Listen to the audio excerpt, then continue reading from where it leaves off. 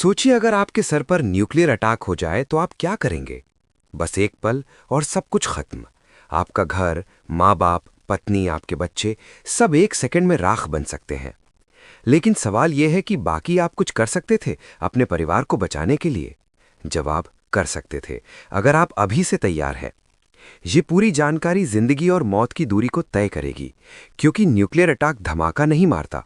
असली तबाही शुरू होती है धमाके के बाद, जिसे कहते हैं रेडिएशन फॉलआउट। जो लोग ब्लास्ट में बच जाते हैं, जानकारी नहीं होने की वजह से, रेडिएशन की वजह से धीरे धीरे मारे जाते हैं। सबसे पहले समझिए ये हमला होते कैसे हैं। एक तेज रोशनी दिखाई देती है, इतनी तेज कि आप अपने हाथों की हड्डियां देख सकते हैं और आप हमेशा के लिए अंधे हो सकते हैं।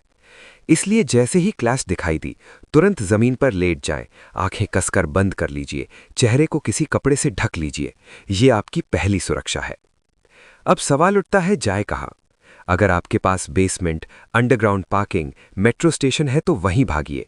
जमीन के नीचे रहना रेडिएशन फॉलआउट से बचने का सबसे कारगर तरीका है। लेकिन कुछ भी उपलब्ध नहीं है तो अपनी कोई सेफ सिटी बनाइए।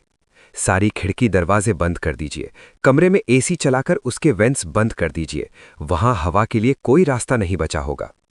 ध्यान रखिए, जैसे ही न्यूक्लियर अटैक की जानकारी मिली, आपके पास बस कुछ ही मिनट होंगे।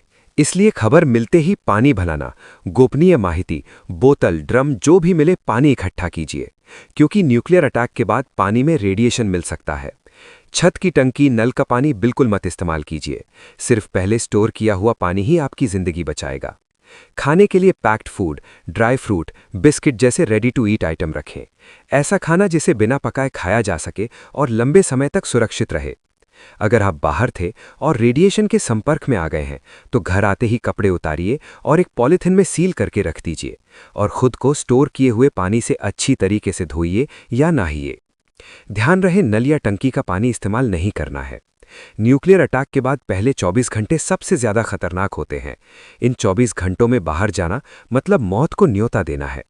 कम से कम 72 घंटे अपने शेल्टर से बाहर ना निकले।